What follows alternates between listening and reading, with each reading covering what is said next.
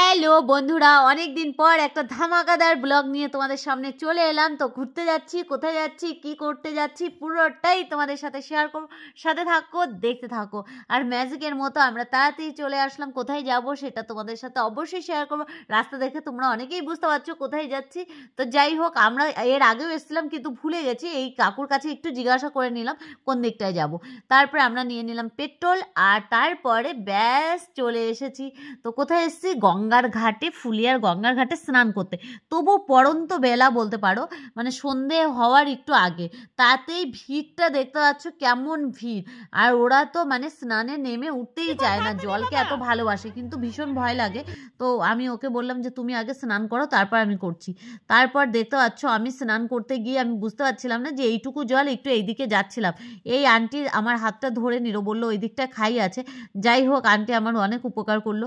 আর তারপর এখানে তাড়াতাড়ি করে স্নান করে তারপরে উঠে যাচ্ছি। আর আমি জলকে ভীষণ ভয় পাই, কারণ 2000-এ বন্যায় একবার আমি ডুবে যাচ্ছিলাম। যাই হোক, তার জন্য আমি জলকে ভীষণ ভয় পাই। আর আমি যেহেতু সাঁতার জানি না, তো আমি জাস্ট গঙ্গায় এলেই একটু স্নান করতে হয়, নামের স্নান, তাই কয়েকটা ডুবকি মেরে নিলাম।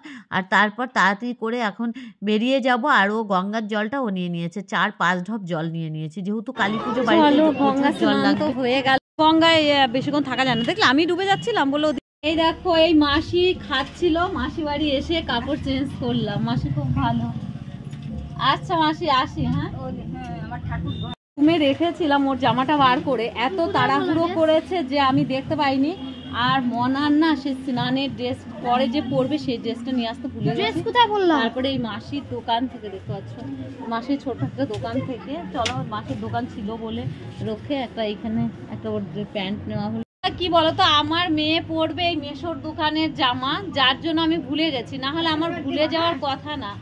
জামাটা বার করে রেখেছি কিন্তু ব্যাগের মধ্যে ভুলে গেছি। হ্যাঁ, এসেছিলাম ফুলিয়াতে, তো বললাম একটা শাড়ি নিই, কালকে যেহেতু কালী পুজো। তো এইখানে এসে বসাক বাড়ি এসেছি, তো যাই না কেমন শাড়ি পাবো, চলো দেখা যাক। এখানে আমি কি পাবো জানি না, চলো আসলাম যেহেতু কিছু তো পাবো না। আমি নেবো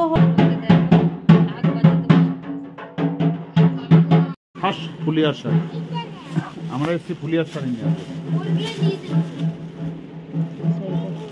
এটা ভালো লাগছে, দেখি আগে।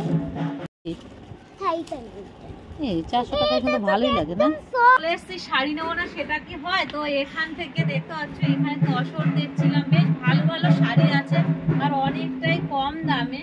তো কোনটা রেখে যে কোনটা নেব এটাই ভেবে যাচ্ছি আমি। দেখতে পাচ্ছ প্রতিটা শাড়ি খুব সুন্দর। এইটা আমার ছেলে পছন্দ করছে, মামা এইটাই নাও। আর এটাও বেশ ভালো লাগছে, আটপেরে করে পরলে। এইটা করো, এইটা ভালো, দেখি কোনটা নেব। তো দেখো, অনেকগুলো শাড়ি নিয়ে নিয়েছি, ভেবেছিলাম একটা নেবো। এখানে 3টে শাড়ি আছে, বাড়ি গিয়ে দেখাচ্ছি কোনটা কোনটা নিয়েছি। ব্লগটা হলো কালী পুজোর আগের দিনের, কিন্তু আজকে ছাড়ছি। এটাই তো ভাবছো কি করব বলো, ফোনে থেকেই গেছিলো, মানে এডিট করাই হচ্ছিল।